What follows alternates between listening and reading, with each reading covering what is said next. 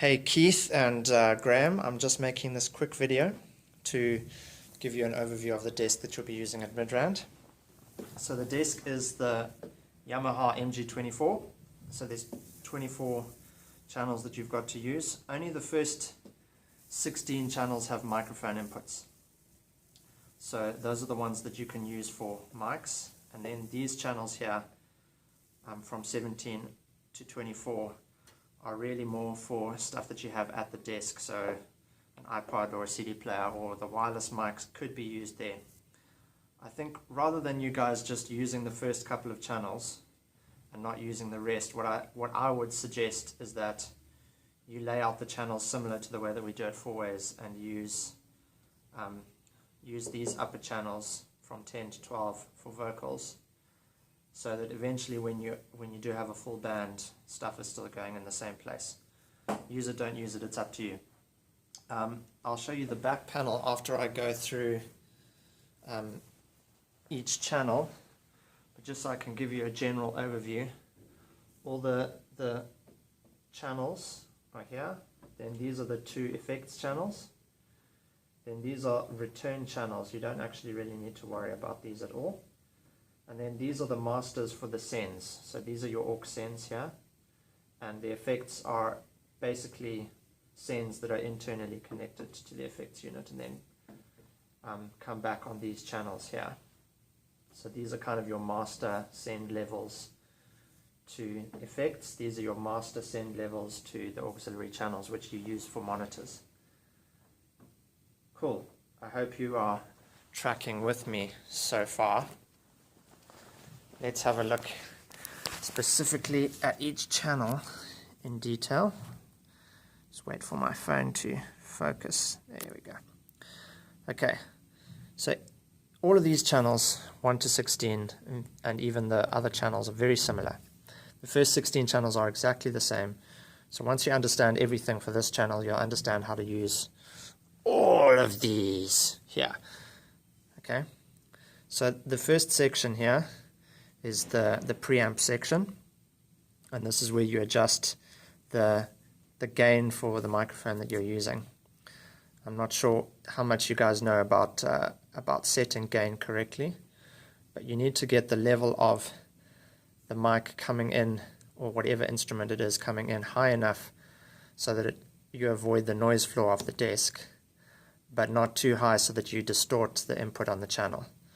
So that's where you adjust this. If the gain is all the way down and you plug it in and you're already getting distortion on the channel, which you'll see when this light comes on, the peak light there, then you'll need to use the pad. But generally that happens if you're plugging an active output from a keyboard or from a CD player or something like that into the mic input. So this is the mic input. You should plug microphones and DI boxes in there. If you are plugging in a line level source, something active like a CD player or a keyboard, it should go into here. But if you're plugging a keyboard into a DI box, then the DI box gets plugged into there. Cool. Next section is the EQ. It's basically a 3-band EQ. You've got low, then the mid-band, and then the high frequency. The high frequency is set, I think, at 12K. I'll have to refer to the manual, but if I remember correctly from when we used this desk about 10 years ago, that's at 12K, and the low frequency is at 80 Hertz. Again, I can't remember if those frequencies are accurate, but I think they are. Then the mid-band is a parametric EQ. So you select the frequency that you want with this knob. So if you want to boost or cut 250 Hertz, you put it there, and then you can boost or cut. Cool. I did skip the one thing here. High pass filter at 80 Hertz. This should be in for everything except the kick drum and the bass guitar. And if you're playing music through one of these channels, then generally you can leave that out. But you want the high pass filter in for pretty much everything. So that's the EQ. Then the monitor or the auxiliary sends. So the first two you can switch between pre and post, and the second two you can switch between pre and post, so it's in groups. If it's pre-fader, what that means is that when the when the fader is down, like this, this will still turn up the monitors.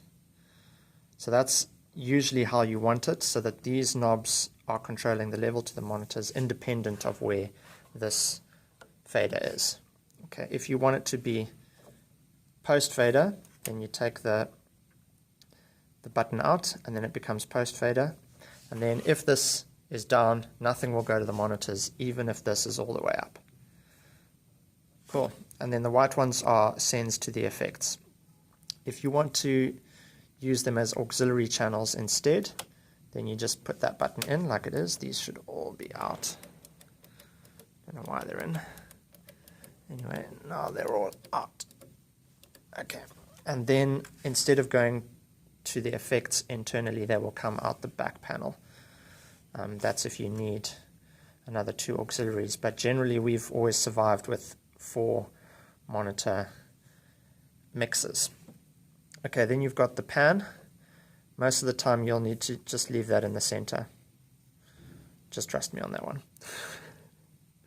And then the button that turns the channel on and off. Yamaha mixers are different in this regard in that other mixers have a mute button, but instead of having a mute button, you turn the channel off and then it's muted.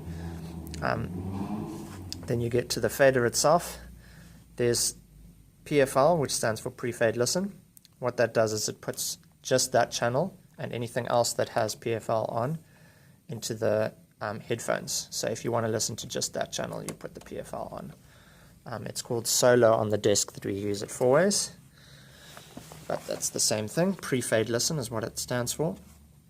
Then you've got your signal lights. When the signal is good, the green light should be flashing, but the red light should pretty much never come on. The preamps on this desk are not great, so don't push them into the red at all. Keep them in the green. You should actually be using these meters to set your level, so that your level is sitting somewhere around between -6 and 0. When you PFL a channel, the input will come up on those meters there. Then there's your routing options here.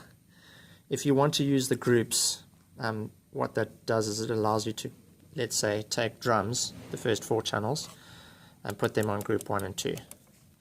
And then you would be able to control drums with these 2 faders, group 1 and 2. Or if you use the pan, then you could use 4 groups. But to be honest, you hardly have enough inputs on a desk like this to really warrant groups at this stage. So just make sure that the stereo button is in. Because if that stereo button is not in, this channel is not routed anywhere. So other than the auxiliaries. So it will only ever come out on the monitors, assuming that they are set to pre-fader and the fader is up. So you want the stereo in so that it comes out the main outputs. Cool, so that's everything on one channel. All the other channels are the same. So basically you've got to know everything about the desk. I'll just go on to the back panel. Okay, here we have the back panel. I've already kind of showed you for channel 1. So the first 16 channels are the same. You've got the mic input, you've got a line input, and then you've got an insert. An insert is for if you put a compressor or something on that channel, you don't really need to worry about it much. But you should use the XLR inputs wherever possible, or the line input if you've got an active source. Sorry. Here's your record out if you need it, and then these are those return channels that are these 2 here that you don't really need to worry too much about. 2-track in, I wouldn't bother using that because, to be honest, you're better off putting it in one of these channels, and then you've got a whole channel rather than just this tiny knob here for 2-track in. So rather use these ones here. These are the ones that you really need to know about. Auxiliary outs. So this is where you're going to plug the monitors into. Aux 1, Aux 2, Aux 3, Aux 4. Cool. You don't need to worry about the group inserts and the group outs again.